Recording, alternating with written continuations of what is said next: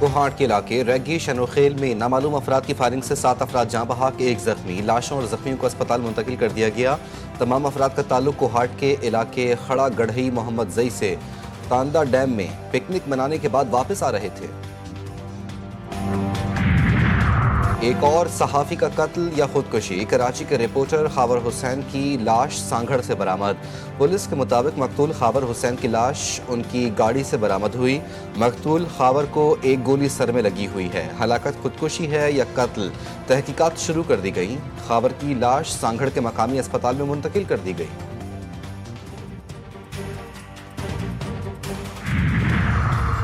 خیبر پختونخوا قدرتی آفات کی بھیانک لپیٹ میں، کلاؤڈ برسٹ، موسلادھار بارشوں اور لینڈ سلائڈنگ سے تباہی۔ گزشتہ 48 گھنٹوں میں 347 افراد جاں بحق، معصوم بچے، خواتین اور بوڑھے والدین بھی شامل۔ 148 زخمی، درجنوں خاندان اجڑ گئے، 74 مکان متاثر، 11 مکمل تباہ۔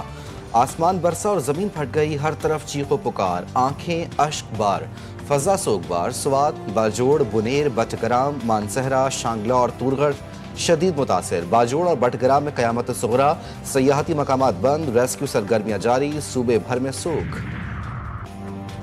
بادل پھر برس پڑے، اسلام آباد، راولپنڈی سمیت پنجاب کے مختلف شہروں میں بادلوں کی دھواں دھار اننگز، موسم خوشگوار ہو گیا۔ مانسون کی شدت میں آج سے اضافے کی پیش گوئی۔ اتوار سے جمعے تک کراچی سمیت سندھ کے مختلف حصوں میں بارشیں ہوں گی۔ 19 اگست تک کشمیر، گلگت بلتستان اور خیبر پختونخوا کے مختلف علاقوں میں بھی بارشوں کا امکان۔ محکمہ موسمیات کے مطابق اتوار سے 20 اگست تک جنوبی پنجاب اور بلوچستان میں بھی 20 اگست تک بارش کا امکان ہے۔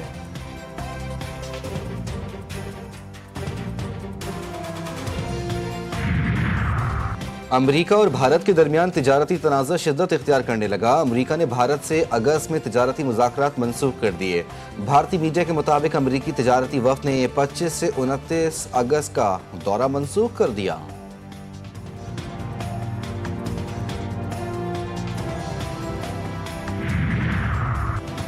اور گیجانک ساحل پر رفتار کی جنگ آج ہوگی۔ ہب ریلی کراس کا فائنل مرحلہ آج ہوگا۔ 6 کیٹیگریز پر مشتمل ریلی میں پہلی بار الیکٹرک کار کی کیٹیگری بھی شامل کی گئی۔ 50 کلومیٹر کا ٹریک تیار، ملک کے ٹاپ ڈرائیورز ایکشن میں ہوں گے۔ پاکستان میں تباہ کن سیلابی صورتحال، مختلف ممالک کے سربراہان کا پاکستان سے اظہار یکجہتی۔ ایران کے صدر ڈاکٹر مسعود پزشکیان نے اپنے تعزیتی پیغام میں اس مشکل گھڑی میں ہر طرح کے تعاون، امداد اور ریلیف کی فراہمی کی پیشکش کی۔ روس کے صدر ولادیمیر پوٹن نے صدر مملکت کے نام تعزیتی خط میں قیمتی جانوں کے زیاں پر دکھ اور افسوس کا اظہار کیا۔ کویتی وزیر خارجہ عبداللہ الیحییٰ نے وزیر خارجہ اسحاق ڈار کو فون کیا اور کہا کہ کویت مشکل کی اس گھڑی میں پاکستانی عوام کی ہر ممکن مدد کے لیے تیار ہے۔ کوئی بھی آپریشن عوام کی نشاندہی سے ہی کامیاب ہوتا ہے۔ کوئی شہری دہشت گردوں کو پناہ دے تو نتائج بھی بھگتنا ہوں گے۔ بلوچستان کے عوام خود دہشت گردوں کی نشاندہی کر رہے ہیں۔ ڈی جی ISPR کے طلباء کے ساتھ خصوصی نشست، سوالات کے مفصل جواب دیے۔ انہوں نے مزید کہا کہ میجر محمد انور کاکڑ شہید بہادر آفیسر اور اس دھرتی کا عظیم بیٹا تھا۔ بلوچستان کی خواتین ڈپٹی کمشنرز کے عہدوں پر تعینات ہیں۔ بلوچستان میں صرف بلوچ نہیں، 30% سے زائد پختون بھی ہیں۔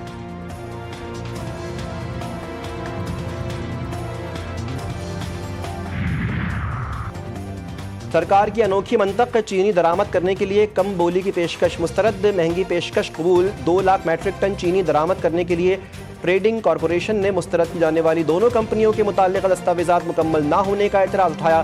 لندن کی کمپنی نے 1 لاکھ میٹرک ٹن چینی کراچی بندرگاہ تک پہنچانے کے لیے $539 فی میٹرک ٹن اور جرمن کمپنی نے $555 فی میٹرک ٹن بولی لگائی۔